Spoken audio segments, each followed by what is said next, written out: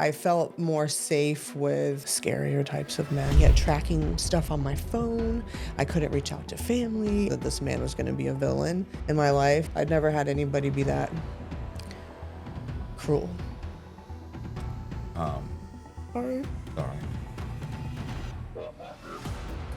My dad is biker, had biker friends, biker affiliated friends, and even at a young age, I feel like I glorified anything that was on the other side of it. We were in an urban area where I feel like that impacted who I was in my juvenile years quite a bit. It was a rough area that I grew up in, but I grew up really just not having any ambition. I don't remember having any ambition to be better than anybody I was around. It just felt like I was destined to do something wrong. I feel like, there wasn't really anybody that was guiding me to do better. It was very bizarre looking back now that I'm a parent about how there wasn't anybody like pushing me really hard for school or pushing me to like figure out what I wanted to be when I grew up. I was just kind of like kids are meant to be seen, not heard type of a thing. Ultimately, he kicked me out from being kind of a troubled youth kid. How old was I that? was 15. What was the trouble? I kept getting in trouble. He and I were clashing, his lifestyle and my lifestyle, and his lack of giving me any freedom. My grades, my getting in trouble, fighting, whatever it was. Looking back, I do believe that I became a bully so that I wasn't getting bullied, which was interesting because I didn't realize that I was like a follower until I became older and had a teenage daughter, and I realized like I was a kind of a schmuck of a kid. But he kicked me out and I went back to my mom's in a small town in West Virginia. And that in itself was kind of a nightmare because I was accustomed to New Bedford, Massachusetts. I talked funny. I had a different perception of what people were like. And then I was the new kid, and it took me no time to just gravitate towards other people that were similarly broken to me.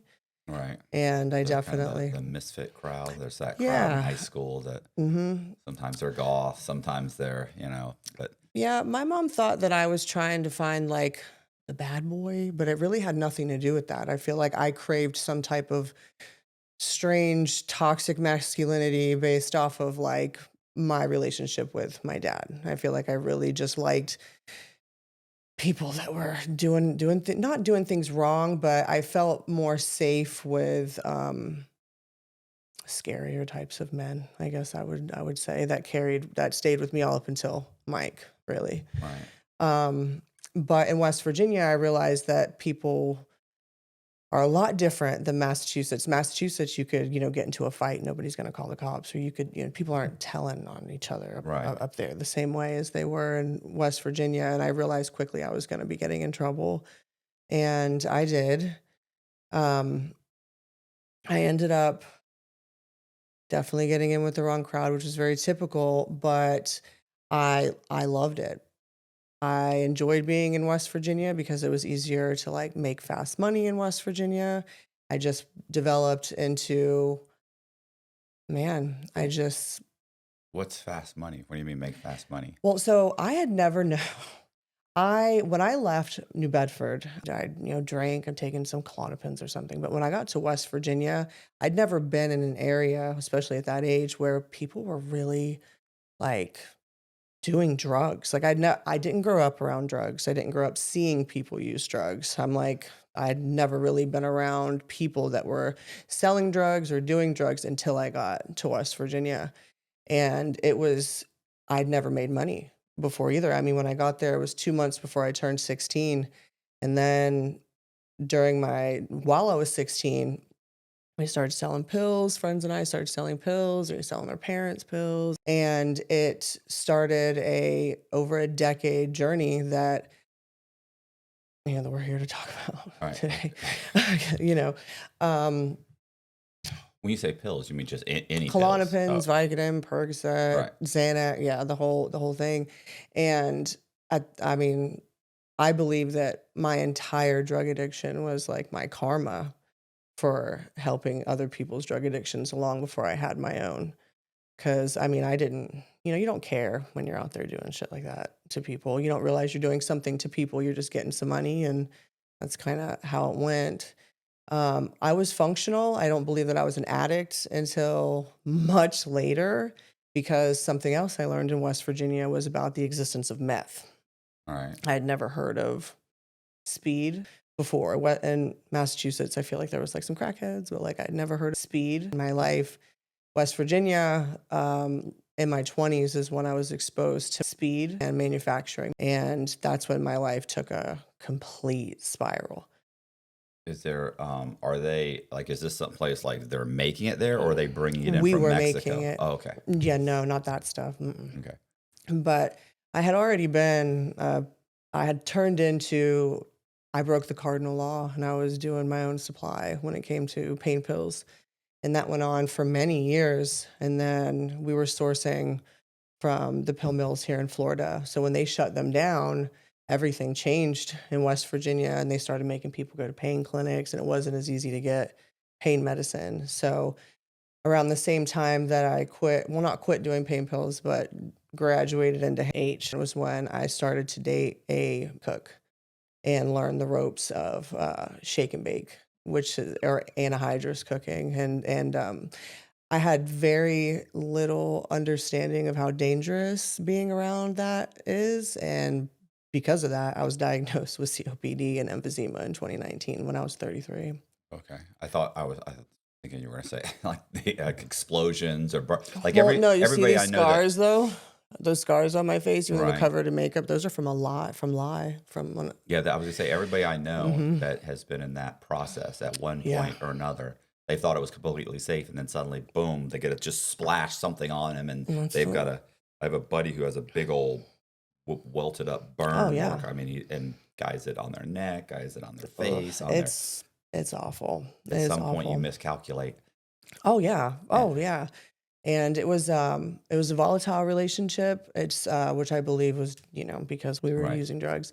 He'd actually thrown a 2-liter bottle that he was working.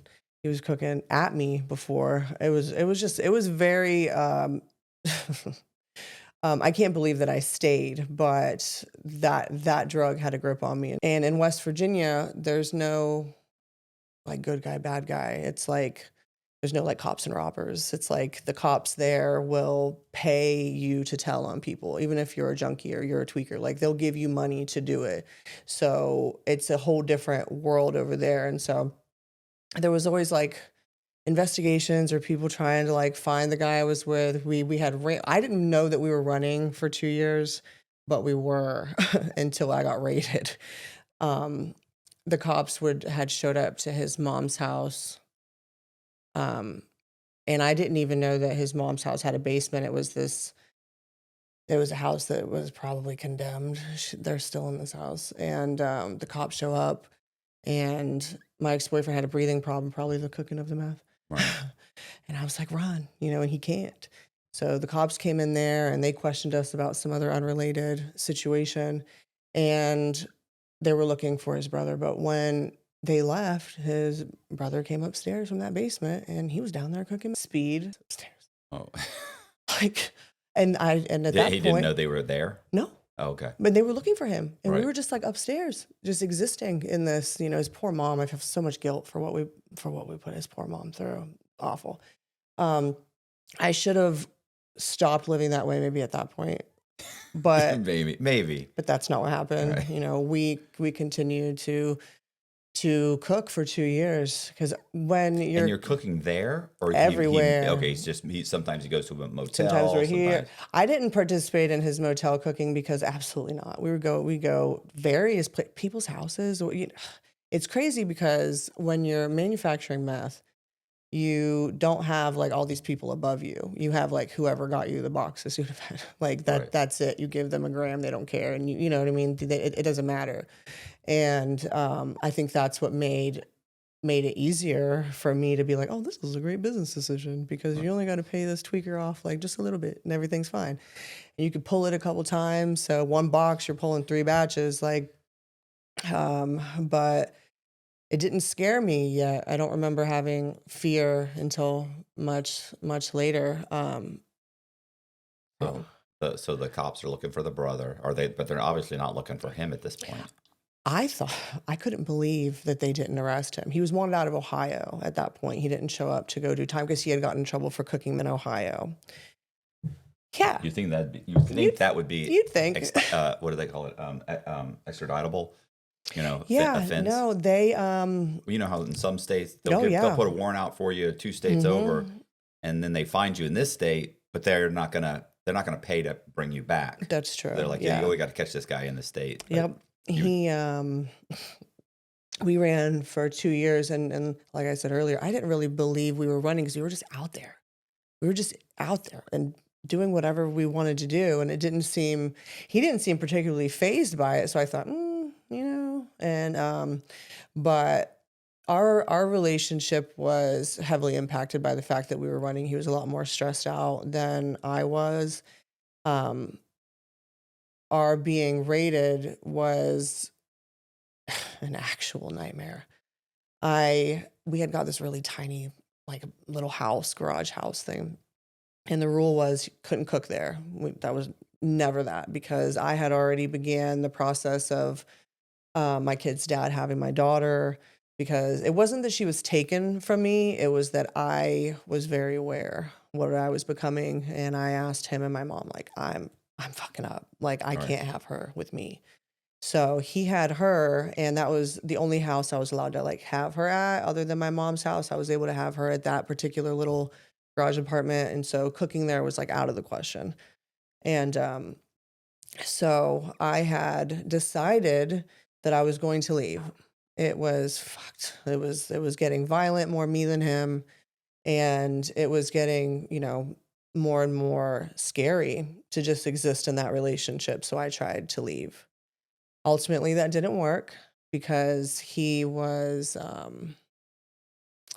had tracked my cell phone to one of my best friend's houses, and his brother called me and was like, "If you don't go back and, come out the house, it's gonna be a Broadway musical at your friend's house. Like, you need to just come on, and he's been up for this many days, and he's been doing this, and, like, you need to just come on." And I'm like, "Fuck," you know? So, I leave, we go back to the house, and I think, "Fuck, this is just my life," right?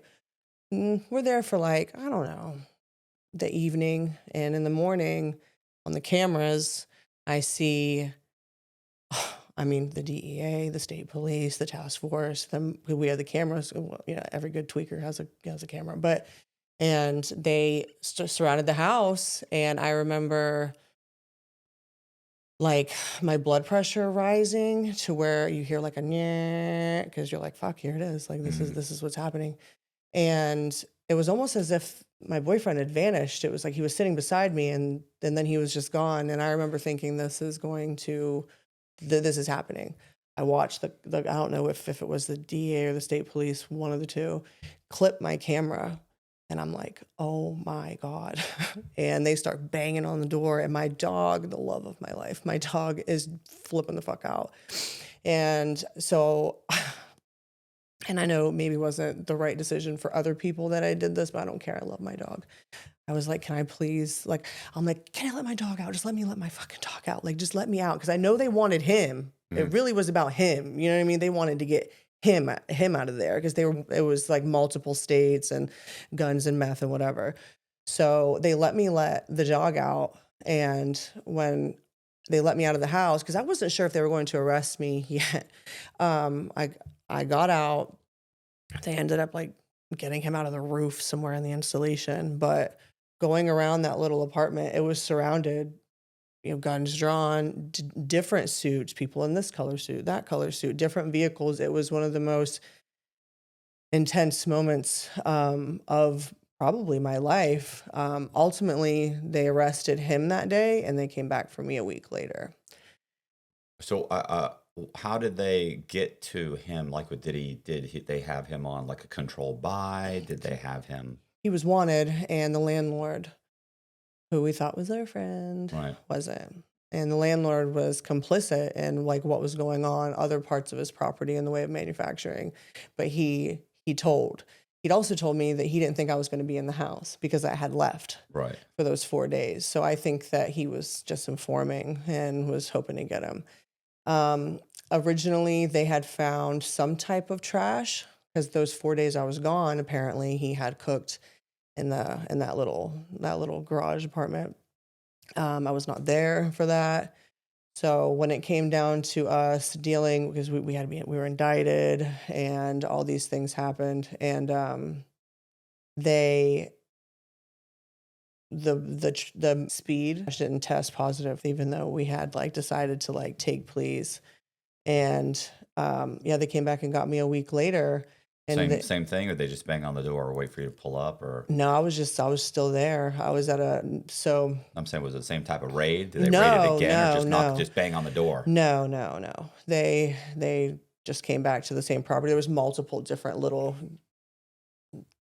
not houses, like the trailer here. It was just a typical hills, like a holler area with a bunch of just like one bedroom here, the garage apartment. And this guy just was renting it to everybody that was kind of supplying, I think, his own drug habit.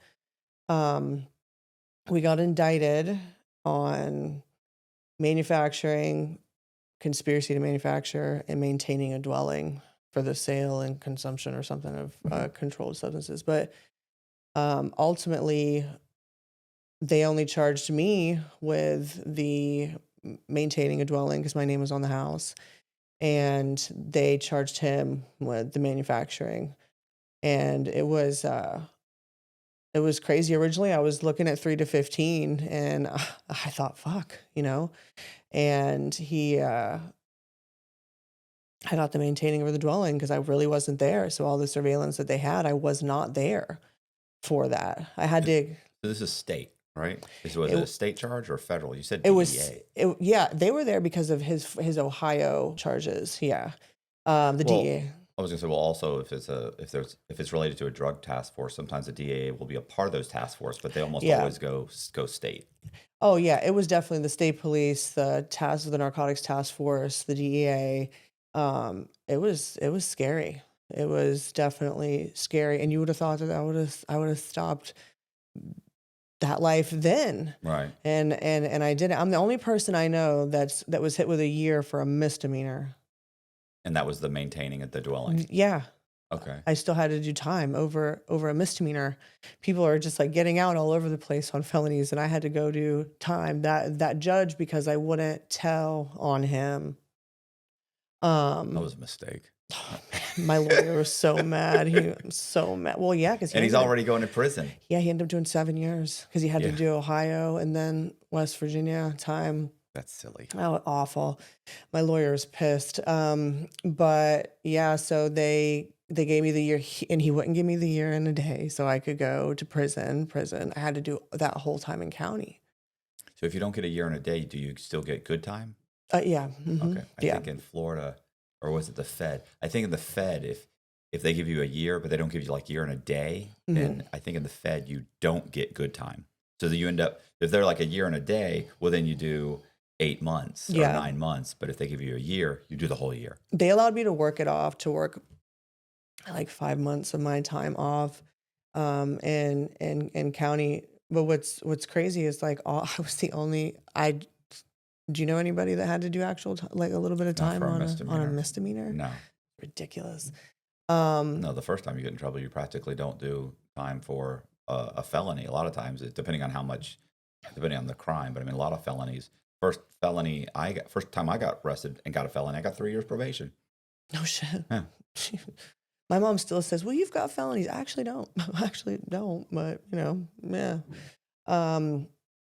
County in West Virginia is like, I would hate to get in trouble in other states, because West Virginia was like easy peasy. It was not, like terrible. Like I have a lot of friends I have friends in the feds out in California, and it's just incredibly different to get in trouble, I think, in the state of West Virginia. Well, every state's different. I get people in the comments who are like, "That's not how it is," and "That's not." It's like, stop it, bro. Like you're in Wisconsin, or you're in like, this guy's talking about being arrested in Georgia. Like every state is different. It's very different. Some states will give you 20 years. I know a guy that got 20 years. He did 3 years. You know what I'm saying? Yeah. And it's like they're like 10 years suspended. You only have to do this much for this. If you take a drug program, you get off this much. Like you start adding up. So like the guy did 3 years on a 20-year sentence. Then you have other guys who get 7 years, and they do every single day of the 7 years, and you're Yeah. like, "What's happening?" And then in some states, I hear these guys talking about, playing, PlayStation or Xbox, and they have a TV in their cell, and it's like, "Are you out of Yes. your I fucking have friends mind?" right now that are in there. They have a G-Shock watch, they have a PlayStation. It's amazing. Yeah, It's amazing. that's I That's mean, good for them, but it's so unfair. good for Like, them, but it doesn't exactly make them not wanna go back. They're like, "Oh, right, I'll just go back, you know, see my friends." Um, but West Virginia, it was like the correction officers were underpaid, so they were easily bribed. manipulated. Yeah, but I will say that it didn't make me like a better person being in there, but it definitely, was an experience. It wasn't a very long experience like what you've had and a lot of my friends have had, but you Yes. make the most strangest of connections in jail because people are underpaid. It's the guards are easily bought off. I had a friend in the street that would give this lady guard, pay her like $50 and she'd bring me a big league chew thing full of tobacco. Oh, yeah, and that's probably worth $500 or To listen, it $1,000, was yeah. crazy how much, how far tobacco would go or just one Suboxone strip because people coming in there are sick. Mhm. It was crazy. And it's what's sad looking back is how I really thought I was gonna I would tell my family I was gonna change. I'd never been like away from them like that or my dog. But I really did think that I was gonna turn it around when I got out, and I didn't. And I have friends in there that, with all their felonies, kept calling me a misdemeanor wiener the whole time I was in there. Did you go Yeah, on that Like 7 months, maybe nothing important, But it did you was go to a halfway house, or they just let no. you out? They let me out Oh, because that's I was a stupid. trustee. Yeah, I That's worked. stupid. Oh, yeah. I I would think that people really benefit from probation, but even if they would have offered it to me, I would have stayed until they would have let me out because I already knew, like, what I was in the way of, like, drug addiction. yeah, I'd make everybody go to a halfway house. Like, if I you know what I'm Mhm. saying?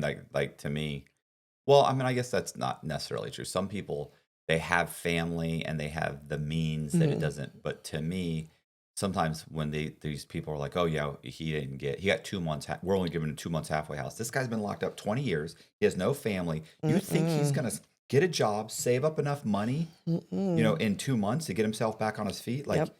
I'll tell you what he's gonna do. He's gonna get a buddy to drive him down the street and wait outside the bank. He's Yeah. gonna rob a bank and get back in the car, and that, you know what I'm Absolutely. saying? He's gonna rob somebody. Yeah, I've Yeah. seen that happen over and over Oh, again, yeah.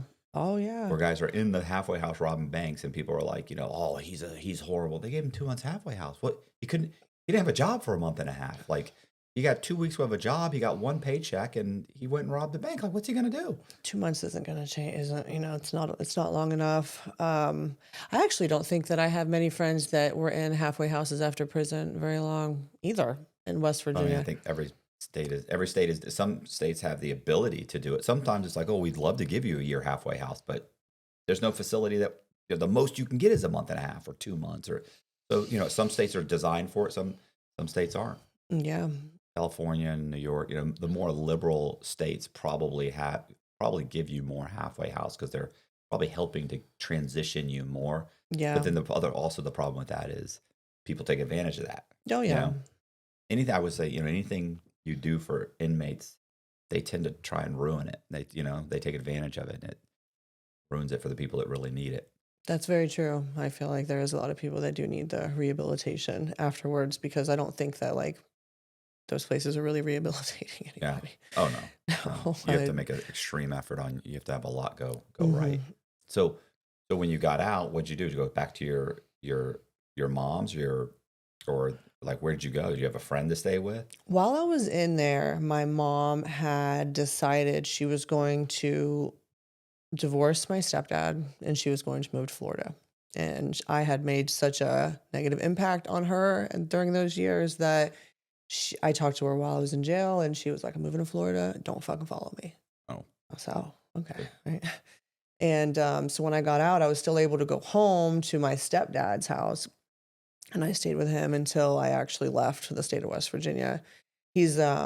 I have my dad and I have my stepdad, my former stepdad, but he's like my primary like traditional father-daughter relationship. I'm more friends with my biological dad, but I stayed with him for the following almost 2 years, and I somehow was worse afterwards. After getting out, I was just worse.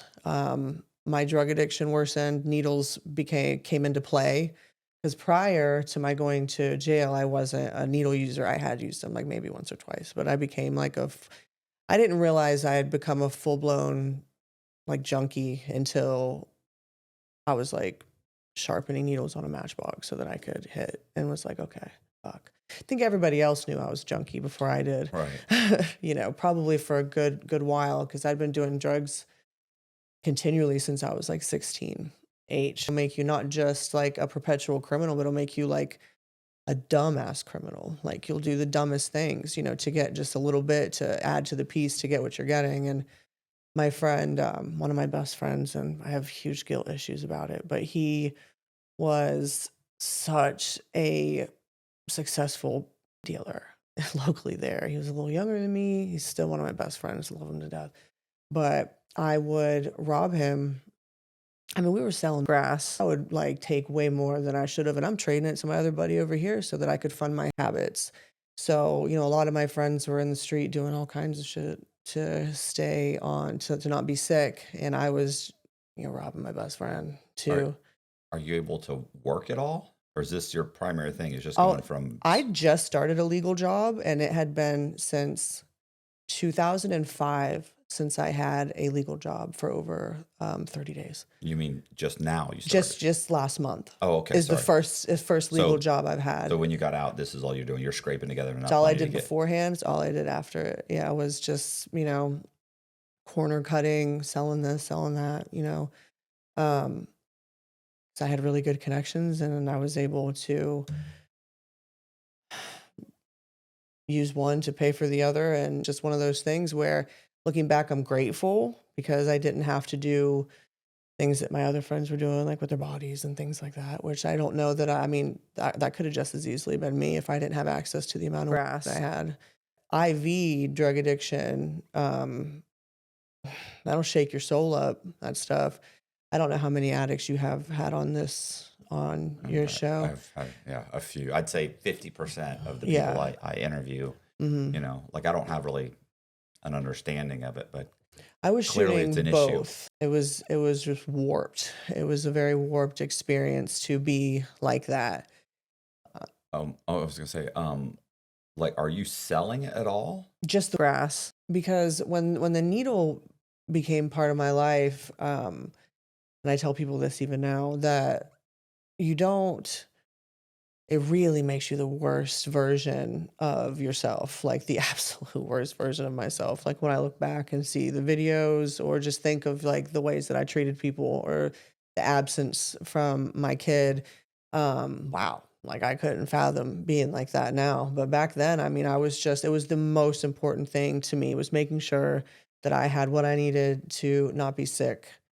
What are the videos you mentioned that you had taken videos? So when I was like 4, my grandma Shirley got me a diary, and I always journaled. For some reason, documenting was so important to me, and I think in part it had more to do with I needed to get out how I felt somewhere, because really I wasn't super expressive about like feelings to anybody. And whenever cell phones got video capabilities, I started to just video journal. I wasn't posting them. That wasn't who's gonna the plan was never to post junky videos on the internet. But um when I began isolating after jail, I videoed all the time, because I didn't have anyone other than my dog that I was actually really like talking to, which sounds awful, but it's true. um, but so I videoed, and I'd video day after day. And I just kind of assumed that I wasn't going to make it out of that house, out of that particular basement, my stepdad's house. And that somebody would have my phone with my Google Drive, and they would see all these videos where I'm talking about what's going on, and maybe explain more of what happened. Every time I tried to quit using dope, I'd video the withdrawal. I mean, it was just a journey. The first 4 years in my recovery, I couldn't watch them because it was too much for me. And then 4 years in, I saw that recovery challenge, hashtag recovery challenge, and started watching these videos. And then I started sharing these videos. And that's what I do now with my platform. But I have all that content because I just fucked up sitting in a bathroom or in a basement, like just videoing how I thought, how I felt, literally using a lot of the videos I have, I can't share because I'm injecting or, you know, I'm overdosing. There's terrible videos. It's been really, it's been a huge tool for me in recovery for sure. So, so real quick, so you had gotten out. Hmm. You're at the you're at your ex stepfather's. Hmm. You're you're actively or you're what do they say active in addiction. Yes. Do you get arrested again? No, no. How long ago was that? What year was that? That was 2017. Well, when I left West Virginia, it was the summer of 2017. I got out of jail in the end of 2015. Okay. Hmm. What so that goes on. So at some point during this, that's when you said there was the Facebook, there was the that challenge. No, 4 years later. So in 2021, yeah, 2021 is when I started sharing the videos. I'd already been in recovery. I Oh, already okay. quit using. When did that happen? When do you decide like how after you got out, how long do you go before you said like what was there a catalyst where you said, Yeah, there was a fuck, I gotta catalyst. this isn't working for me. Yeah, there's a big catalyst. And what's funny is like when I was driving, we were driving here, I was like, you know, just thinking about different things that I wanted to talk about. And what I don't ever talk about on my platform is really like the big catalyst. We'll talk about that. Okay. So, my poor stepdad, you know, just dealing with bringing me back to life and all the junky shit I was doing in his house was just terrible. He leaves, house gets foreclosed, whatever, and I get offered a job out west by this man, and he worked in the cannabis industry. Not that man, but he worked in the cannabis industry. And what I didn't know then was that he was, you know, rumored to be a federal informant. I Right. didn't know at that point. So he comes to West Virginia. He was actually the primary source of my buddy I was robbing. Right. It was his connect. So he was like, you know, move out west. I'll give you a job. I have a cannabis company. Like you can stop shooting dope. Like we'll get your kid back. And I, you know, all sounded fucking great, right? So I moved to Oregon. This is the summer of 2017. I moved to Oregon. He was like the sun and the moon set with this guy's ass. I just thought this is gonna change my life. He had this facility, employees, cars, and he was just so nice. And he was like, "We're gonna do this. You're gonna change your life. I'm gonna put you in a position to be successful." Cool.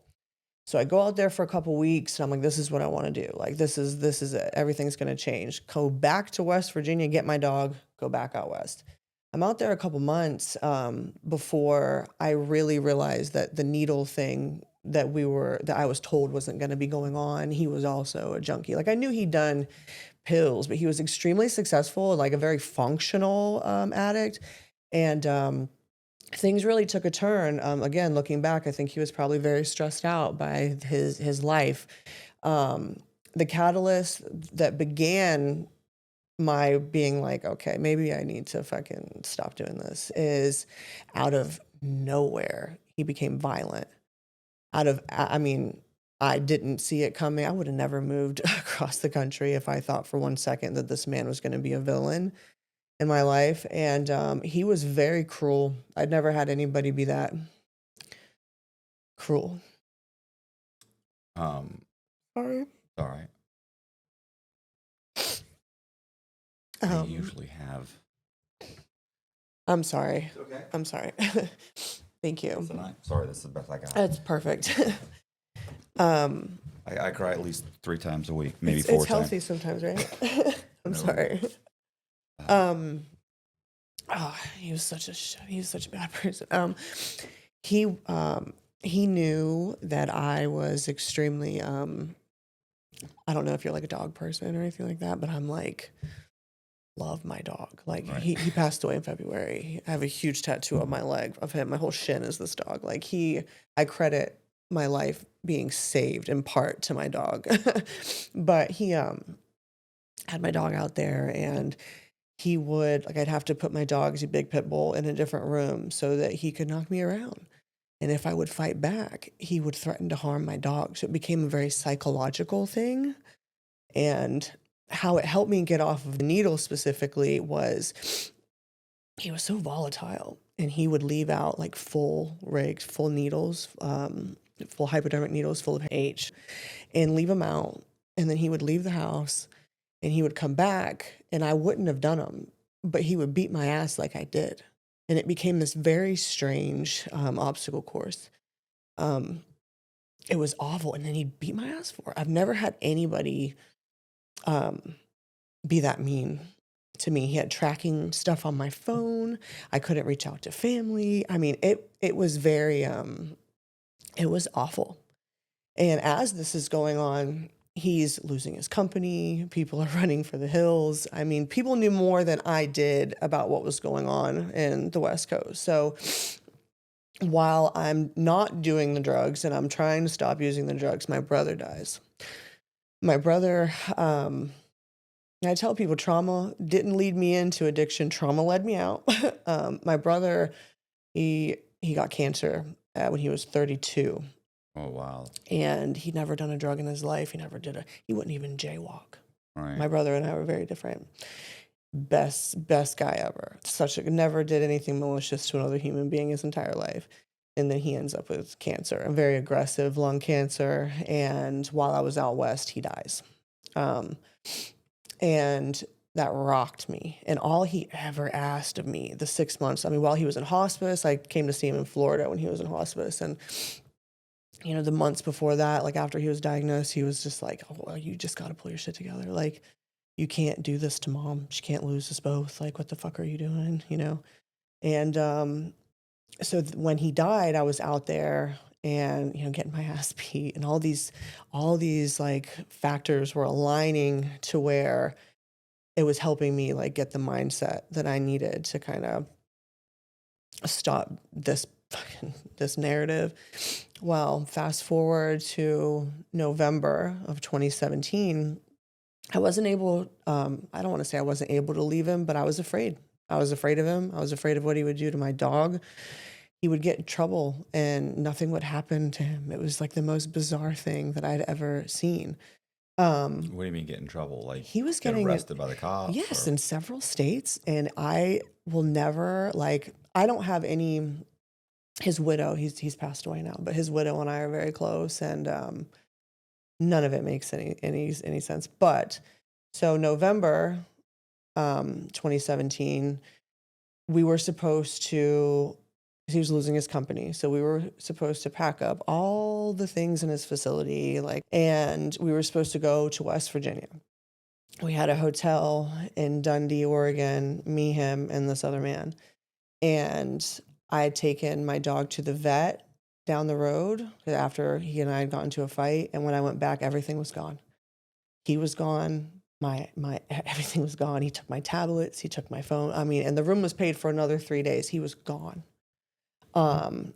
And left me there with my dog, but, you know, left me there. And I was supposed to be on that trip with him because I wanted to go home. I wanted to go to West Virginia. He gets busted in Nebraska, in Lincoln, Nebraska, with $1.1 million worth of shit from his facility. He was out the next day. And the other guy was out the next day. The other guy did like 6 months, like later in life. He gets busted again. You can Google, when we get off of here, you look this guy up. He gets busted again in Pittsburgh on 420. Nothing happens. Whole bunch of shit gets busted. He gets busted in West Virginia. Nothing fucking happens. And I'm like, what the fuck is really going on here? I mean, is he cooperating with the larger federal investigation or something? Yeah. So I believe, and this is just from his wife and I and his people he's screwed over, which the man you met earlier it's so crazy, the full circle moment for he and I, the candy bar thing, but also that was somebody that he had screwed over too. Right. He was 2 miles away from me where I was getting my ass beat out west, and I didn't even know him. And he was 2 miles away from where I was stuck at in Oregon. This is the man you met. Yeah, the guy you're with now. Yeah. And so he how they met was he was randomly was in a cannabis cup. I believe that the feds placed him in a cannabis cup or the secret cups that they had out there for cannabis. I don't know if you're I don't know what a familiar. cannabis cup is now. So before it became medicinal and legal out there, they would have like underground cups for cannabis where like different growers and different producers of oil would go out there and they would have people testing their strains. And A word show. Okay. They'll win like a cup for like best. yeah. Okay. Yeah. Yeah. There you go. All right. Award Yeah. show. And he just kind of appeared at one of those events and then he was at the next one and the next one, but nobody could vet him, you know? So looking back, I mean, it's all very, very sketchy. Because the only thing is, like, if you were like an informant with the DEA and you were to get busted in Michigan driving Yeah. through with, with 200 pounds of Hmm. by the local cops, then you would, you might get busted, and then you might just say, "Hey, here's my DEA handlers," Yes. and then they'll make a phone call to how Yeah. much was it, what happened. Okay, listen, that's a part of our investigation. Let the guy go, and then you get let go. You might spend the night It in was jail. bizarre. You Like might get a let go right there on the highway. no matter where we would be, we could go to a Hilton. No matter if he had money or not, we could go to a Hilton and we could get into a Hilton. And we were on planes just being reckless, traveling with things we should not have been traveling with. And we were just getting right through security. No one gave a shit. And I don't know what factors into any of that or what was dumb luck or what. But in that house that I was primarily being assaulted in, there was two different people that came there to stay there, like out of nowhere. And I was a snoop. And I went through the one man's belongings, and he was a federal snitch. So his paperwork.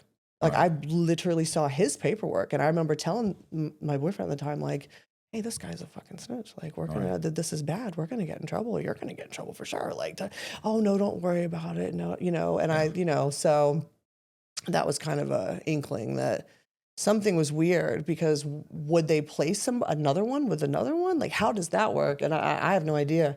I mean, if they're looking into a larger, they may have multiple informants working with them or on the Yeah. even on the payroll. I know a guy that was an informant on and off for 10 or 15 years, worked with the FBI, worked with the California Task Force. Yeah. They're paying him, Hmm. and these guys are, all kinds of stuff happens that you would legally, you think, oh no, they're not allowed to do that. Yeah, they are. Oh, yeah. To to provide their credentials, they'll steal dope from one person, sell it to somebody else. They'll do it. Keep in mind, the FBI agent wouldn't put himself in that position necessarily, but his informant will do all those things. Absolutely. And be buying and selling for months to build for his, what is it, bona fides to create, and so now he's got the credentials, and now these guys are just like they're ready to deal in, 100 pounds of this and 100 it's pounds, amazing. millions, and now they get them to enough where boom, now we're busting you. And one informant might be working with another informant, and there might be three of them that are all kind of working together, vouching Yeah. for each other. Yep. I need you to vouch for this guy. I'm bringing him in. You need to vouch for him. Okay. It's a crazy system. His widow told me because we didn't like know too much about each other, and then when we did, we became very good friends. It was like kind of a nightmare that we were both in. But she said that their house had been raided in 2015, so it's 2 years before I went out west, and nothing ever came of it. So I'm assuming that he got busted that point, and And started then working with switched. Yep. And then what's crazy is in 2019 they decided to charge him for the 2015 stuff. So I'm assuming he didn't deliver on his end correctly or something. I don't know what's No, going on. that's absolutely I mean, they'll have you work for 4 or 5 years, Yeah. and you're promising, and you give them this, give them that, and then He was playing him. yeah, I don't want to say they'll double cross you, because typically these guys bring that on themselves. Like they'll Yeah. continue to sell, and they kind of know. Yeah. A lot of times they know you're doing something on the side, because like, I know we're not paying you enough, and I know your business is failing, but you kind of, as long as you can get away with it, and every once in a while they'll help you out a little Yeah. bit, but then when it comes down to closing out the indictment and everybody goes to jail, then they'll use all that against you, and you're like, well, but I helped you. Yeah, but you also got caught doing this and this. I mean, it was a list of things. They put out a warrant from the 420 arrest in Pittsburgh, or Harrisburg.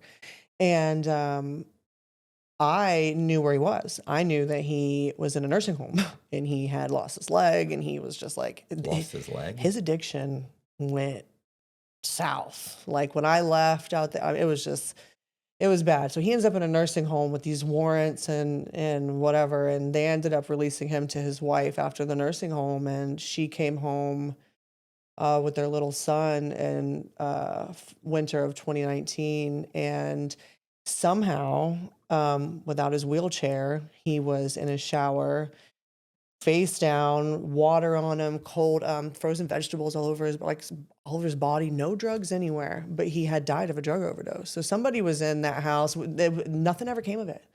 Nothing ever came of it. There was no charges about whoever was in there with him, but he ended up dying. He was very menacing to me all up until almost the end of his life. Well, I mean, you're not going to believe this, but the police don't put a whole lot of effort into, people that die of overdoses or, No, I don't they're think like, that either. somebody was here, something happened. He could have, maybe he brought this stuff himself. I don't know, whatever. Yeah, there was nothing. There was no drugs there. I mean, either it was just like a friend or who knows, but he crossed a lot of people. He did a lot of people wrong along the way, but So how, I'm sorry, go oh, ahead. so when he strands me out there. I was just going to say, so how do you get out of this Yeah. motel room? So he strands me out there. I had a friend working on a pot farm in Southern Oregon, and I had another friend and my aunt. I wouldn't even be sitting here talking to you if it wasn't for my Auntie Sue that let me come to her house because everyone told her not to help me. Mm-hmm. They're like, no. But I was stuck there for about a month and a half after the fact, and so I went down to this little pot farm and where I found some fellow tweakers. I had stopped doing H but continued to do speed until I literally got on a plane. I found some very nice people somehow. I mean, truthfully, if I wouldn't have found the nicer people out there, I don't know what would have became of me in the middle of this, like in the middle of absolutely nowhere in Oregon, a place called Selma. It was just in the middle of nowhere. I found some nice people, and I stayed there for the month, and then I finally got out of there and got to Florida December 5th of 2017. And I had like one blip of a relapse on the 26th of January of 2017, and then I stopped, and then that was it. I hadn't used again after that. But that man continued to menace me even after I got to Florida. He had Googled my family members in Florida. Google, you can find anybody's information now. And he showed up at my aunt's house, and it was insane. Is he missing the leg? Not yet. Oh, okay. He still had his legs. And what had happened was I had quit using, and I had very quickly after I got to Florida became pregnant with my existing daughter's father.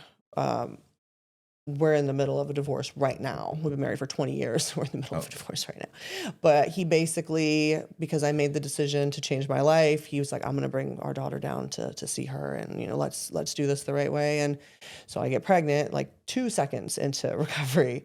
And so when he showed up to Florida a couple months later and I was pregnant, I was too afraid of him to then tell him. I didn't tell him it was his. I just didn't tell him anything. I just let him assume whatever he was going to assume. And I even went to the police station in Daytona with my mom trying to press charges on him for like stalking and all these things. And I'm showing them all the stuff on Google, and they didn't do anything for me. It was absolutely, it felt so hopeless. He would hire these random like goons to go and sit in front of my Auntie Sue's house and I don't, it was so scary that it was scaring my family. And I thought he's never going to leave me alone. So I don't wish death upon anybody, and I'm sad for his family that it led where it did, but I would be looking over my shoulder the rest of my life because of him, So what happened to him? He got arrested, or No, nothing legal. They decided to charge him for what happened for the raid in 2015, which again, I don't know the ins and outs of the federal informant thing, but I do know that they were charging him for his original raid, and all those years later charged him for the original raid, which was like kind of crazy. he was in the nursing home for a while and then went back home to his wife, who was basically just taking care of him. They weren't like, um, and then they found him dead a couple months later, which is, it's sad that they had to find him like that, but That's convenient. yeah, yeah, Um, yeah. right. So, what happened with you if you're still in Florida? Like, did you get a job? How are you surviving? No, I stayed. I began my years of being a hermit, I suppose. And I'm currently now, I mean, I'm a full-time student, but then I was trying to put the pieces back together from being just such a piece of shit and trying to get back into my family. So my auntie Susan let me come to her house and me and my pit bull, I Right. mean, and we're battered. We have a crazy stalker guy, you know what I mean? I'm just off the heels of coming off meth. I mean, I've been on drugs all these years. It was not the smartest decision on her part, and people really were not nice to her about it. But had she not have given me the space to heal, I would have went back to West Virginia and my drug addiction would have cost me my life for sure. But I stayed with her for about almost 2 years. I had met the man that you'd met because he was one of the businesses that my abuser had screwed over many years ago, and I was broke. So I was trying to essentially sell this man's business information because I had the whole Google Drive, all the documents, I had everything. And I thought, and I mean, I was desperate, I was broke, and I was off the heels of drugs. So my brain was still very schemy. And so I was trying to sell his information and reached out to him. And then we began talking, and he would come and see me every like 2 weeks for about a year. And then I moved out with him to Denver when he was working for a cannabis company out there. And since then, we've been together almost, it'll be 7 years next year.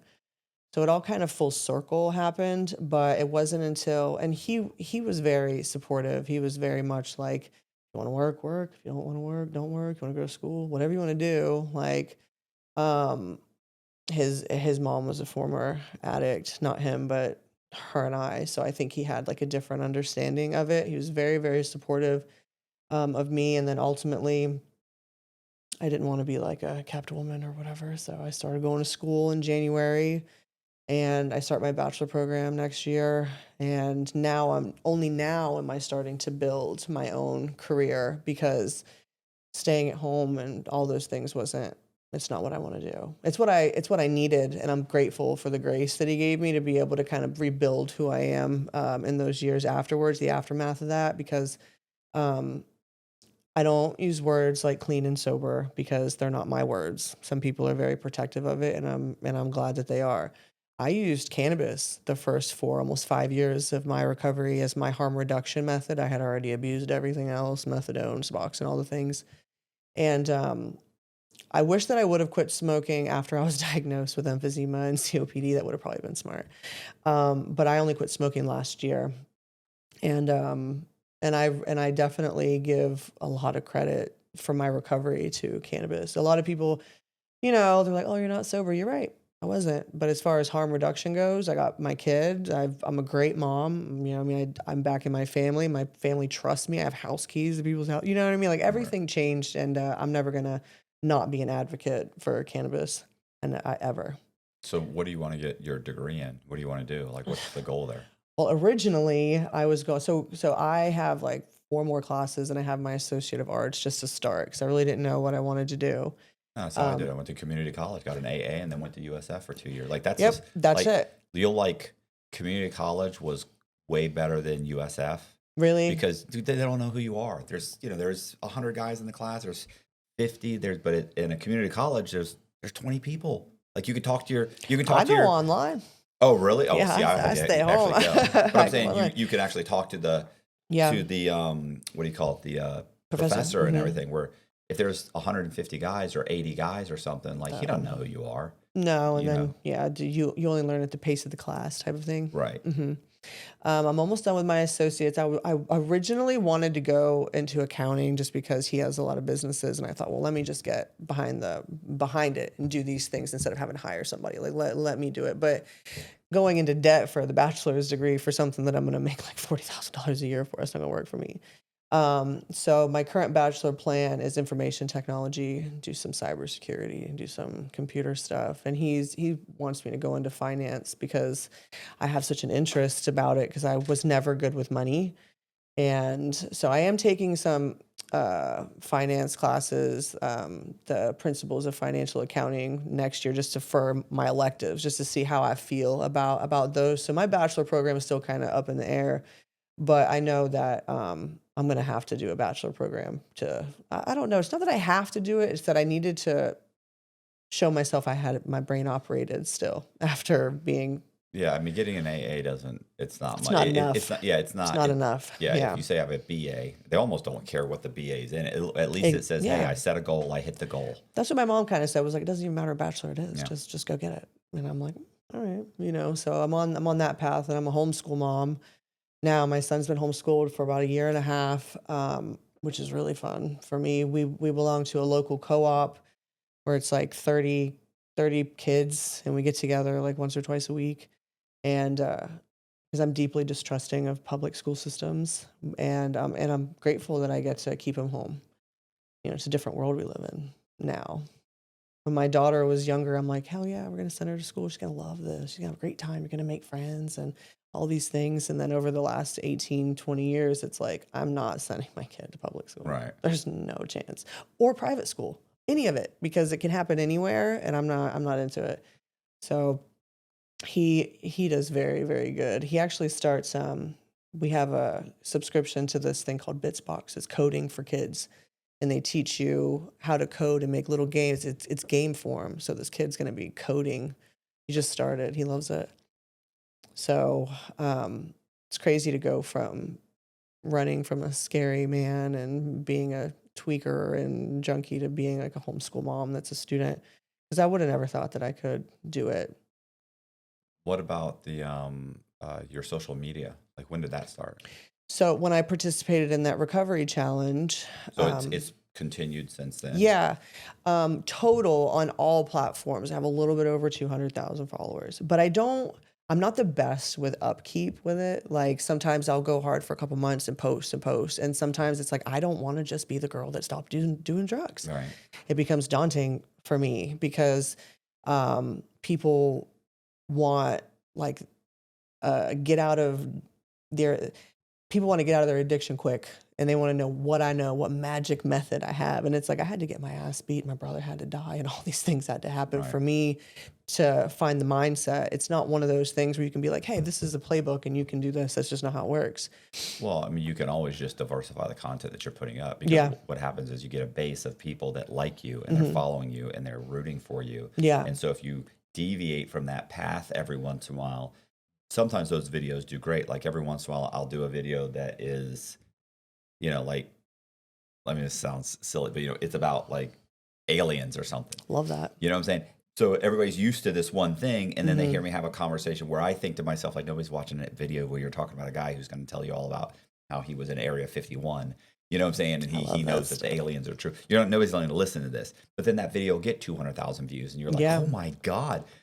And then guys are like, oh, you should do more of these. And then I'll do another one a week later, and it gets 50,000. And then you do another one, and it gets 12,000. Right. You realize, so every once in a while, jumping out of that That's is good. okay. Mhm. I did one on, actually I did a couple on,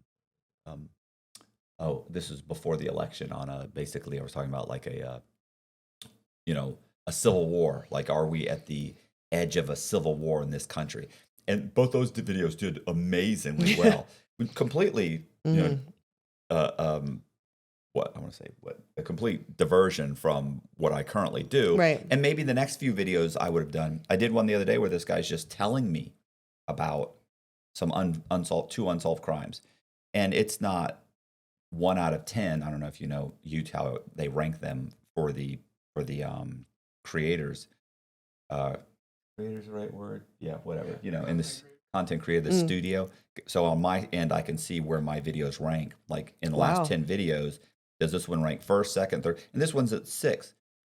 But it's also in the first 24 hours, it's gotten almost 20,000. That's wild. Which is great. It's like 5th or 6th. Anyway, but that's great. And it's a diversion from what I typically do. Yeah. So you could do something like, hey, something about, hey, here's how I got health insurance. Hey, here's how I did this. Hey, after recovery, this is something that I started doing, and people that have been following you will jump on that and be okay with that. And then you can go back and talk about something else, and you could slowly move that audience. Like, I don't ever plan on moving outside of true crime. Right. I have interests that I'll talk about. Right. I've done stuff on JFK. Love that. You know what I'm saying? Little thing, you know what I'm saying? Little things that I'm interested in, but I'm super interested in like World War II. I'm not gonna do a whole series on World War II because I think I'll lose people. But you could even do finance. You could be, listen, this is what I just found out and such, and here's something like, did you know if you put away just $100, this is how much you'd have in X amount of years, whatever. You could figure that out. You could, and then you can see what works and what doesn't work, and maybe you take your channel in a slightly different direction. Yeah, and people start watching the videos, and they have no idea about your background. Yeah. I mean, they're going to look at the tattoos and say something's going on. Oh, believe me, I catch a lot of shit for these tattoos. But I'm sure you do too, buddy. but still, and then when they go back and look at it, they're like, oh man, that was a great video. And they go back and look into your older content, they'll be like, holy shit, this chick's been through some shit. What was I going to say? The other thing to do is interview other people. Like, that's been suggested to me before. It's super easy. Is it super easy? This is a joke. Because think about it, I don't have to know anything. Like, I just do the same thing. I start at the beginning and I start talking, and then you listen. I can't tell you how many times I've been interviewing somebody, and halfway through, they'll say, yeah, and this is when this happened. I'm like, oh my god, like, are you serious? Like, I'm in total shock, and you can see the person looking at me like, you don't have a fucking clue what's going on with my story, do you? like you don't know anything about me, and I'm, and I don't. And then you, as they talk, you're like, oh, I think I heard about this guy as he's telling me the story. But it should be, and you can use StreamYard. It's not like you have to have a setup. You can just do StreamYard, which is like a Zoom platform. You just pay for it. They just need a camera. That's it. That's it. They need a camera. You've seen the interviews. Yeah, that's it. StreamYard. StreamYard is the one we use because it's really, really easy. Like, there's other ones like Riverside and Zoom and stuff, but this one, I guess they're all kind of designed for content creators. But this is one that specifically is pretty easy, and it's very, I mean, literally within 3 minutes, I click 3 buttons, and then I just sit there and wait for the other person to show up. That's it. Yeah, it emails them something. Awesome. They click on a link. It goes. They show up. Boom, they're there. And then it does it on 3 different. It gives you 3 different feeds: your whole feed, their whole feed, and then a combination. You can just go with the combination. Like, if you said, I'm not going to edit this thing. Mm-hmm. I'm just going to use the combo where you're side by side. Mm-hmm. But as you get further into it, you can say, you know what I'm going to do? Every time I talk, I'm going to have it just be my feed. Every time they talk, it'll just be theirs. Then we're both kind of talking. I'll do the middle. You start editing. That's what my editor does. That's awesome. So it's almost indistinguishable. I like from that. Being in like, just like this. I noticed that on your platform, how I was like, oh, I think that's maybe not in person. Like, that one, you can tell. Yeah. It's good though. It's good because you get to have these conversations. You could do a 30, 45 minutes. You upload it. And before you know it, you kind of conscript your followers to watching these videos, and maybe your platform changes. Especially, it seems like it's easy to do it if you're not relying. You can take those kinds of risks if you're not relying on the monetization of your platform to pay your bills. Like, I always get these people that will say like, bro, you should do this. I'm like, yeah, I should scrap everything I'm doing and do a man in the street and start going around every day and talk to people in the street. Like, bro, I got a platform that's working, and this is what people expect of me. Right. You want me to scratch all that? Yeah, no, that's just silliness. Like, but that's what you could do, and it's easy. I think that's a great thing. I'm going to remember that StreamYard because it's been suggested to me before. Because I have friends. Something I did learn in the aftermath of my clusterfuck was I didn't have it as bad I have friends and people that I've met through my platform that have had really terrible lives, like really awful shit has happened to them. And that just wasn't the case for me. Like, I just like curiosity killed a cat type of thing. I just liked drugs. I liked the way they made me feel. I liked, I don't know. Like, I think that there was something fundamentally missing that made me just be so intrigued by being on the wrong path or with the wrong people or being the wrong version of myself or whatever. But I did while you were talking about that in the beginning and you were talking about the healthcare thing, it made me think of two things that I had came here intending to tell you about because they're just funny. I don't know about funny. I shouldn't have used that word. They're not funny. Okay, maybe they are, Right. but I was gonna say, listen, like the thing I like about most of the people that come here are people that have really kind of just gone through, had some shitty things happen or mhm. which they 99% of the time bring it on themselves unless Oh, they were innocent. absolutely, But yeah. is that they typically have super dark humor. Oh, yeah. I have You almost have super, to. yeah. Yeah, I To have get through to. it, you have to have a really Yeah. dark sense of humor. I mean, I was only able to change because of accountability. If I wouldn't have really dissected the role I played in every single fucking thing that happened to me, I would have never survived my bullshit. I really wouldn't have. But Yeah. Nobody's gonna something, survive blaming everybody else. no, if you're still pointing fingers, it doesn't work. You just don't change that way. But you don't evolve that way. But two things that did happen during my incarceration that are just like strangely fundamental. I'll start with the not as funny one first. So when I was in there, I was bored because there's nothing else to do, and I had decided to get like some tattoo pokes. So when I would work at night cleaning up the jail, which was disgusting, Right. just disgusting.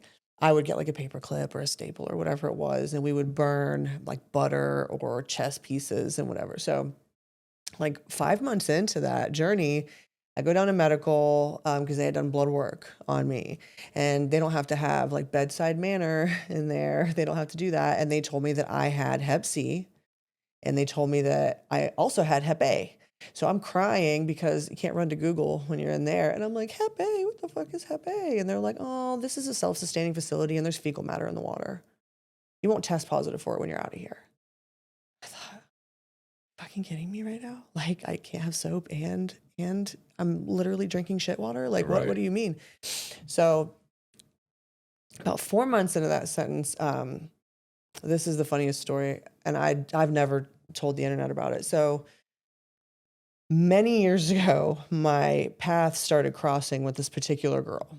She'd read my little online blogs during the MySpace years or whatever, and like our paths kept crossing. It was very bizarre. Well, I'm sitting in jail, sitting in the pod, and that same girl comes in. And she knew who I was from reading my little website or whatever. And we had kind of developed some type of a friendship over the years, but not in person, just whatever. So um, she, when she got out, her and my kid's dad began a relationship.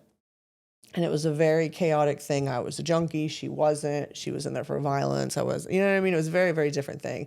Her and I had a very, very volatile relationship. Um, After I had my son with him, she had a son with him.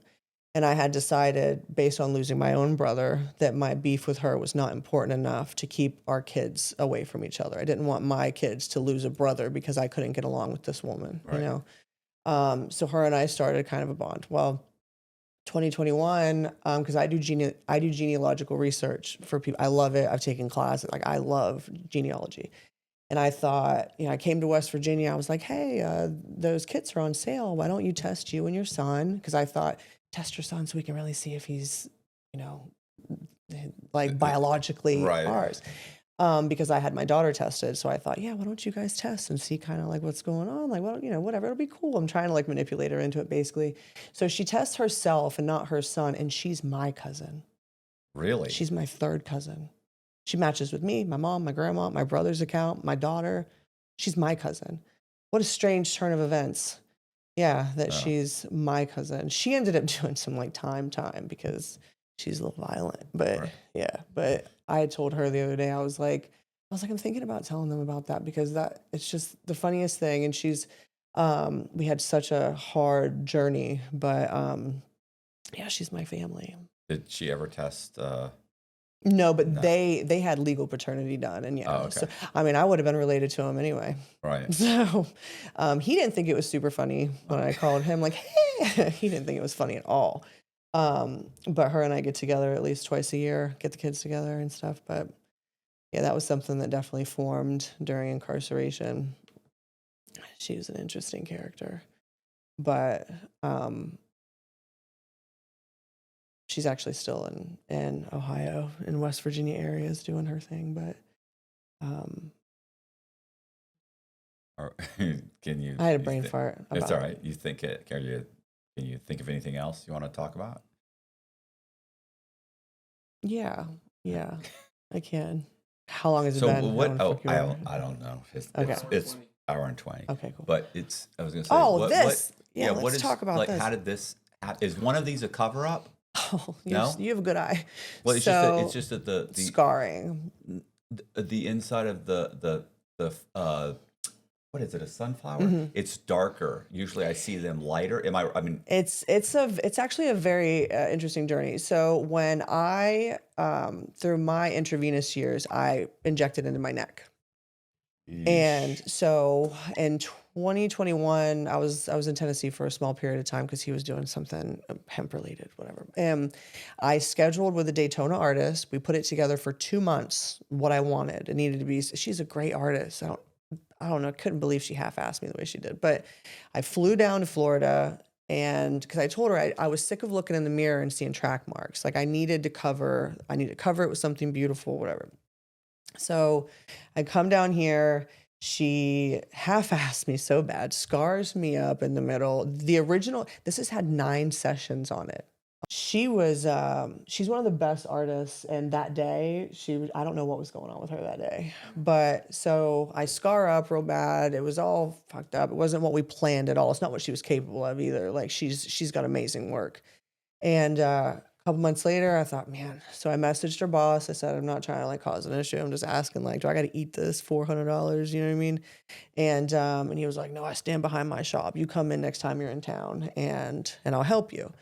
So I get there. He adds a bunch of other random shit, and he said he'll only help me as long as I could sit.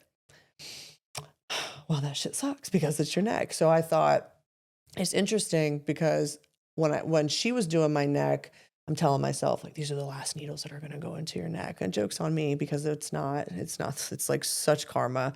But he didn't make it much better. But then a friend of mine owns a tattoo shop in Daytona, and she's been working it for the last like year and a half. So she's been trying to fix it and add color to it. And it's not done now. It's just been an ongoing journey. She's been covering up all the decisions that I made in my drug years. She's covered, I have horrible tattoos. Do you have any that you're super embarrassed of? Oh my God, I have really, really bad ones. This is a cover up. oh, I can see it. Yeah, You probably wouldn't notice unless you stared at it. this was before like hard drugs. I had a friend that was like, you ever taken triple C's, like Corsetin, like the heart medicine? Yep. And woke up when he hit my elbow. That's what was behind this. And then this terrible tattoo. The first time that I had like cooked speed successfully, I dated it. And this Jesus. says ain't no quit in my system. Ironically, this was I have a buddy who says all the time, "Ain't no bitch in me." yep. I dated it, and it just so happened to be the day of the Boston bombings. And I didn't know, and my mom got married on that date 2 years later. So when I first came to Florida, she was like, "You got my marriage date wrong," and I was like, "Oh no, buddy, you got it wrong." I did that myself because that's what happens when you give a tweaker a tattoo gun. But yeah, I have some questionable ones. My knuckles are probably my favorite tattoo, but I've had this one since 2008. It says, and she does prevail, but if I lost these fingers, it says, and she does evil. Oh. And I did that one by myself because, great decision. It says, like a lady, because, yeah, I was the whole, and my son hates my tattoos. He's 6. He hates them. He hates them so much. And I feel bad because what am I supposed to do now? Right. What do you do? Well, this doesn't look bad. It's not as bad. The only reason I noticed that it's because it's so dark right here. The Yeah. circle's dark. That's the only thing that I thought. I wonder if that's a cover up. Yep, because she had scarred. It heals funny there too, but it had this massive scar in it. So she's been trying to like add white, and she's been trying to fix it. But Is that a 3? No, it's the breathe sign. It's like supposed to be Sanskrit, but the reason I got this version of it is because it's the entitled Westerners version of just breathe from the Sanskrit symbol. Okay. Yeah, which that was a questionable one too. So the tattoos were going on while you were in addiction, Long and then before I was in since addiction. then you've I've been trying to fix them right. since then. It's pretty much been a couple years of just like cover ups and improvements because I would have never chose any of this. My kid's dad is Mexican American, and I don't know what in my Caucasian brain made me get two sugar skulls on both sides of my arms back in like 2007, 2008, but can't do anything about those.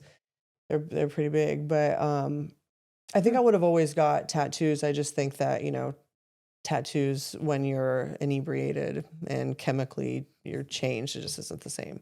I've made some really terrible decisions. All right. I had that one, and it's What funny is it? because I didn't do a bid. I didn't do like a bid like you. I didn't do that. You know what I mean? Right. But I still got a face tattoo when I was incarcerated. It's an anchor, but Got some little anchors. you got anchor too? Yeah. So my reason for it was, I'm a fan of anchors anyway. I'm from the whaling city, capital of the world. But for the anchors for me is like I would mentally like drop an anchor when things were good. Like you just want to remember certain moments or certain lessons, and anchors were always something that I kind of associated with it. So in jail, I'm just like, all right, well, this is this is a lesson. This is the only time that, yeah, it didn't exactly change my life at all. But some people thought it was a teardrop, and I'm like, get serious. Yeah. No, Whatever, yeah. it's absolutely not a teardrop. No, thank you. I probably wouldn't have done all of this if I was pushing 40 like I am now. I maybe wouldn't have made the decisions. But that's life, I Yeah, suppose. Yeah. Those are young people decisions. Yeah, and Said, fuck that. I'm keep never going. gonna stop Don't- doing it. I'm never gonna stop now. But my Don't son, listen I to this have guy. to be like, you have to accept people the way that they are. I was like this before you. Like this isn't something I can change. He's not a big fan of him at all. And I got my dog tattooed after he passed. My dog was so fundamental in my life changing. Because if it was just a matter of me getting out of Oregon, that wasn't enough. Me getting him out of Oregon was more important to me. It was insane how important he was to my journey. I don't know if you've ever been attached to an animal like that, but I feel like growing up, I learned more about humanity from animals than the majority of the humans that I was around. Anyway, sorry, I just look at my wife. Is she like she? She desperately wants a dog. I would be lost. They are the canine equivalent of Xanax, and I'm not on medicine, but like without them, I probably would consider it. I love my dog so much. Losing him was next to losing my brother was the worst time of my life, and that's crazy considering the things that I've put myself through. Yeah, that was tough.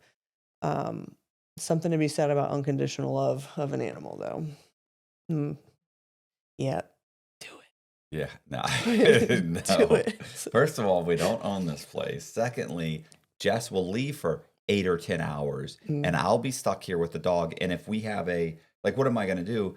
I can't have a dog walking around. No. I can't have a dog barking. So you think, oh, well, you put him in the garage. Like, I'm going to put him in the garage for 8 or 10 hours. He's going to be barking. Those little French bulldogs, Yeah. that's all they do is bark. They do like bark. they're extremely angry little devil dogs that just that you hear them and they're and they don't stop. It's like, oh, if it's a kid, you put him in bed to go to bed.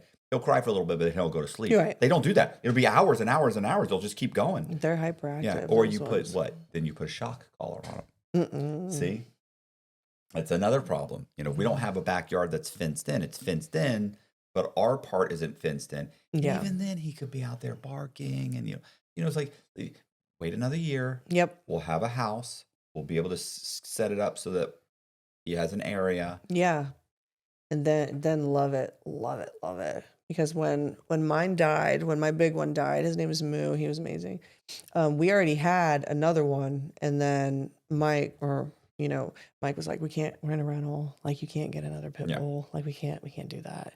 And he works close to some people that they're not like sleazy breeders. I'm very adopt, don't shop, but he had an employee that was affiliated with these Mennonites or whatever, and then he showed up with a little shish and poo puppy. He's cool. He's cool. Like I never thought I could love a little dog, and he's pretty funny. But So you do have a dog in the rental. we have 3. You just And said you didn't have a dog. Right. You Well, were- like over the last month, we ended up with the puppy that he brought home. Well, that was like 2 months ago, and then his brother is on a journey in California, so we got custody of his dog like on the day before Thanksgiving. So now we have a corgi, a shish and poo, and a bully. It's a very strange group, but they don't really bark. We got lucky with that one because I would hate it. I would hate it. Yeah, it'd be too much. I can't. Do you feel like doing this is cathartic for you in any way when you interview people? I think, I mean, maybe, like there are things that I was hoping like I would be able to talk about that wouldn't make me emotional if you talk about them enough. Like that's Right. what I had a psychiatrist tell me that. That's never happened. Like, Really? that's never, So there are things that if it comes up or I start thinking about in any way, I immediately get Yeah. upset. Yeah. And I always thought to myself, well, it'll be okay because that'll happen for a few times and it'll go away, and then I'll be okay with it. I can talk about it, Right. and where other people can talk about horrific things, Yeah. and it doesn't affect them at all. But yeah, there's some things I would think would make me feel better, but it's never. It's just, bro. Listen, it's been what 4 years now. It hadn't happened yet, Really. so I don't think it's gonna happen. But I like talking with people that have shared, and I don't take interest. I have a hard time taking interest in other people, but other people that have crime stories, and I'm super curious on like how it started or why it kind of started, hmm and then how they hit a wall and kept going, hit Right. a wall and kept going, hmm alter their like, okay, well how do I get around that? And I'm interested in how people figure things out, and in the end, it's like you have an amazing story. Like, and I would say this that, if you were, and everybody's got a story, right? hmm But if you were, if you went to high school and got decent grades, and you went to college, and then you married your college sweetheart, you had 3 kids, and you got the job you're supposed to have, and you taught soccer, and like that's a great guy. Like hmm that's an amazing person, who's like middle class and like wow, like I think that's great.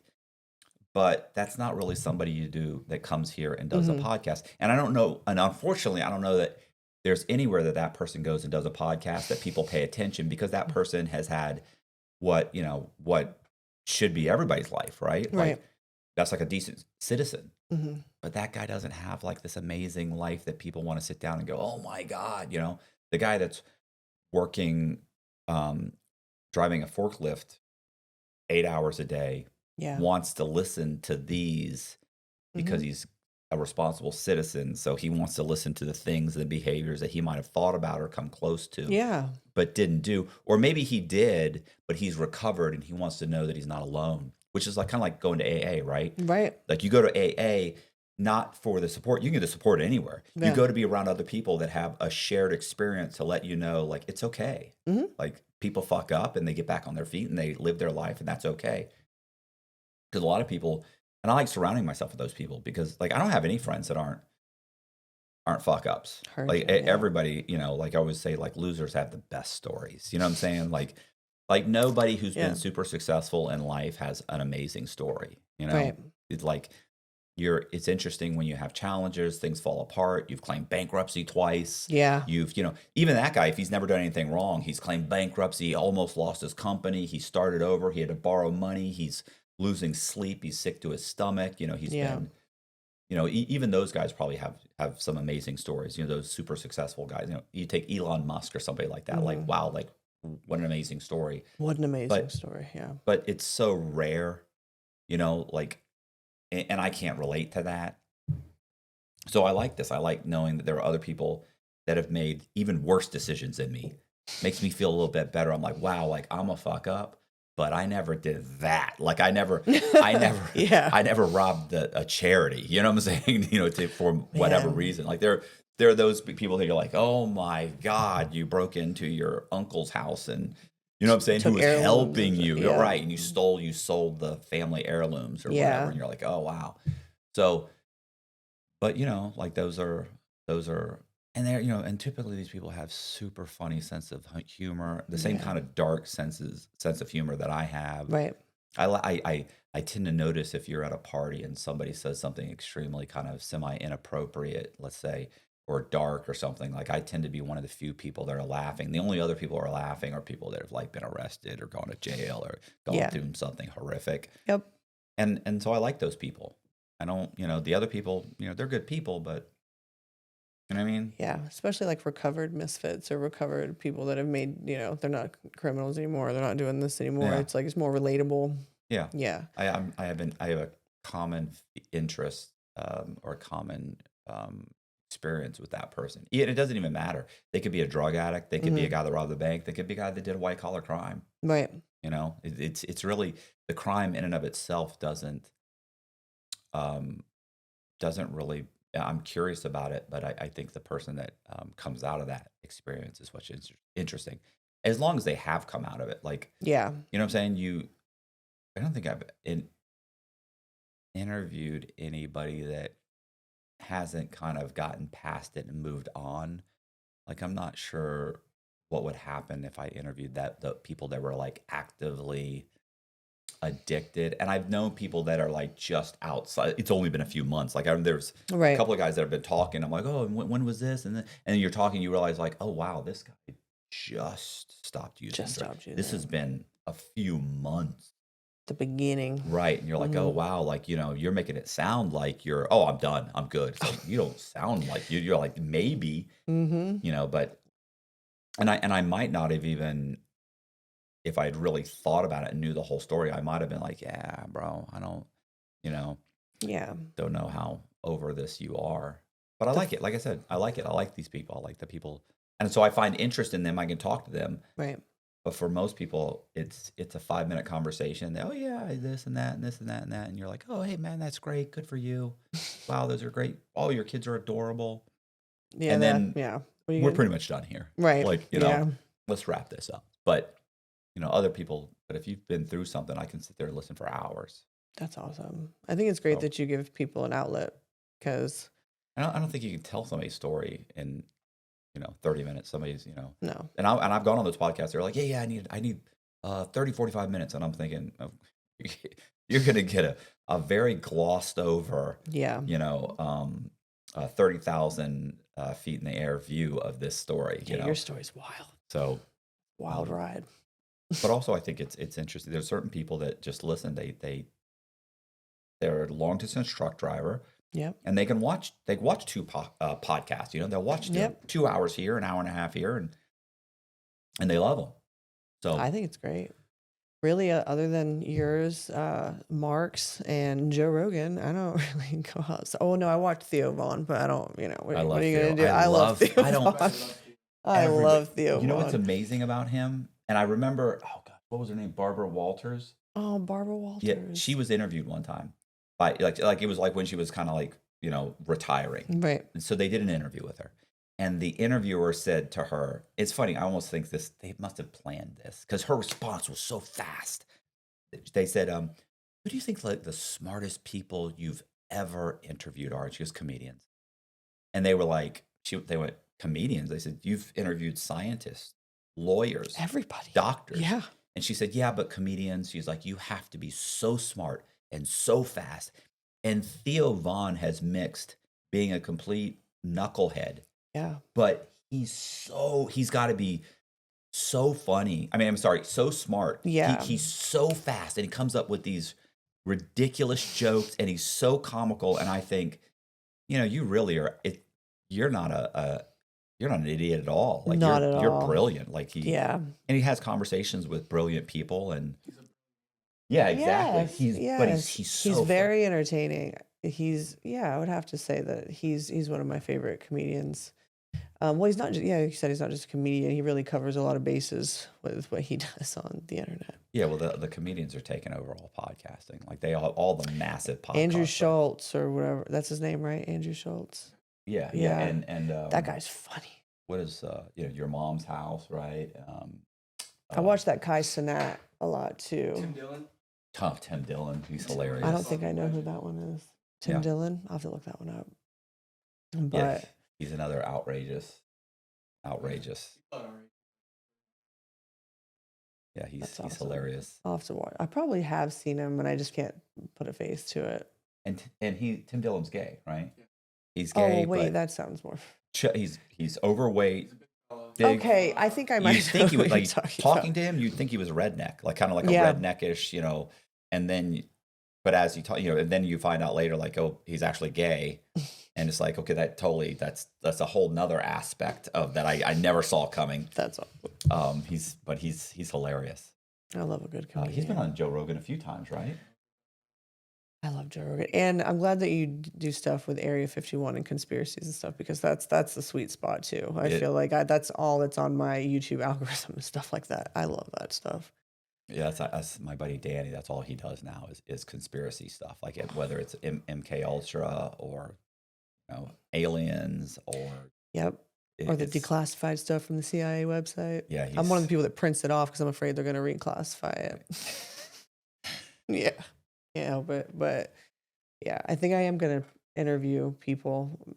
I think that would be a lot easier. Then that's an avenue that you can, you know what I'm saying? And you have something that's relatable and you'll have, and there's like if you were to stick with, people that had drug stories, not that you have to, but, obviously you could do anything, but there's tons of those. Also there's, probably women that had similar stories would reach out. And then there's a platform. You do one a week. Yeah. Or you could do a 2-hour interview and you cut it up and release part 1, part 2. That's 2 a week. And then you do whatever your other content in between that. And next thing you know, 6 months from now, your channel's making a chunk of money and you're like, oh, wow. Yeah. Maybe I don't have to get this bachelor's degree. Yeah, I'm going to go in debt a little more for that bachelor's degree. But I mean, yeah, I think that's good. That'll be the next plan of action. I feel I want to, and I mean, just curious. So I'm glad that you allowed me to come on your podcast, because I don't have like this crazy time in jail or prison. I don't have I haven't done the kind of time that a lot of people have done for a true crime podcast. I think it's really cool that you let me do that. We have people, some all people kinds of people. Some of them have even gone to jail. Some of them, it's like, do you have an interesting story? Can you tell the story? Right. And I'm kind of, what I say is basically, I would rather have a crackhead that's been in 4 car chases and had 10, silly arrests that doesn't really have like a story, but he can tell his story. Right. You know what I'm saying? As opposed to a guy that's stolen $190 million, who's got this massive, amazing story, but he can't tell it. Right. Like he just can't, and I've had those guys that come on and you're like, wow, and they tell their story and you're pulling teeth to get the information out of them. And then in the end, it's like, and then you have somebody else who's robbed a couple of banks, never really made any money, kind of been just a drug addict his whole life, in and out of little tiny stints in jail, but absolutely hilarious, can tell the stories, can admit when he's been an idiot, and where they're like, listen, you think that was stupid, listen to what I did this time. Then you're like, and they'll and there's that self-effacing humor. Like I love those guys who will own up to lay it out. What was it? It was funny when I met Boziak in prison. I said to him, he had heard we were in line and somebody had asked what I was locked up for. Somebody's like, Cox, what'd you get? Did you get arrested for this? I said, yeah, I got arrested for this. I might charged with this. And I said aggravated identity theft. And he goes, and he was standing in front of me. He turned around. He goes, that's what I was locked up for. I went, really? I said, I just kind of thought drugs because of all the tattoos. Yeah. And he goes, what made you think that? You know what I'm saying? And but I realized like, oh wow, like this guy's not taking himself seriously. Yeah. But every time I saw him walking through the hallways, he walked around like he was a tough guy. Like he had this the gangster gait, like I'll swing on you, but in a second. But then as soon as we would step away and get in a room, he'd go, okay, so listen, this is what happened. And he started, and I was like this is like a different, it's like two Wow. different people. And he would talk about how one time one time this happened. I took off running. My brother did this. I did this. He turned around. I was like, what the fuck happened? It's like, The elements. yeah, he's Yeah. had all these silly kind of funny stories that it was like but that's what, those are the guys that realize like, yeah, that was a knucklehead thing to do, and I look Yeah. back and think about all the things like, I'm like, you had Isn't so it many weird how like your opportunities. past contributes to like what you're doing now, and my Oh, yeah, I past can't contributes to what I'm doing imagine. now? Like I don't know what I would have really been doing if I wouldn't have fucked up first. Oh yeah, I Yeah. can't imagine, but making the same decisions. And what's funny is all those fuck ups. Maybe it's age, maybe it's experience, or maybe you just get older and become more patient.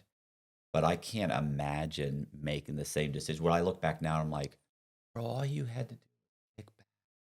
You had 40 or 50 rental units. Yeah. You had this, you had that. You could, like you're making $10,000, $15,000 a month just collecting rent. Yep. Like, what are you doing? What were you thinking? Like, Yeah. like there's so many times that and of course now it's, I think in a much longer, on a much longer plan when I make decisions than I did then. Whereas to me, if it Oh, wasn't yeah. a quick turnaround, and if I couldn't get all the money in 5 or 6 months or something like that, That would have been the point. Yeah. yeah, It's a lot different. I do think without all the fuck ups, because I don't think that I had ever not like gratitude in the sense of recovery, but I don't think that I ever experienced gratitude or accountability until after I was able to like get out of the trouble I'd put myself in. Yeah. So I do have that now, and I think that I wouldn't have had it without the mistakes. I would have just been existing.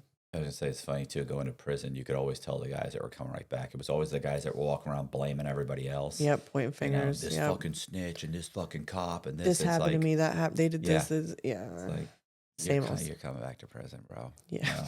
You're coming back. You're planning your next indictment right now. I can hear it. And talking about it all in there too, and then that comes back and bites. I have some friends that are still doing time from just tucking their shit inside. Yeah, and- or they're walking out with phone numbers of other guys to connect with. It's like, what are you doing? Like It's a business guy, decision. yeah, like Yeah. you're getting out. So you just got you're walking out with 3 or 4 connects. Yeah. Like you're just getting right back into it. But this time I'm gonna do it right, because there's a right way to do it. Yeah, and then they don't send them to the halfway house, right? Yeah. So it's very quick. Hey, you guys, I appreciate you watching. Do me a favor, if you like the video, hit the subscribe button, hit the bell so you get notified of videos just like this. Also, leave a comment, share the video. We're going to leave all of Courtney's links, although it sounds like there's a link, just one Linktree link, but we're going to leave that link in the description box so you can click on it and go and follow and subscribe to her social media accounts. Also, I really please consider joining our Patreon. It's $10 a month. We put Patreon exclusive content. Some of the content from this interview may end up on Patreon. Once again, $10 a month really helps us make the videos. I really do appreciate you guys watching. Thank you very much. See ya.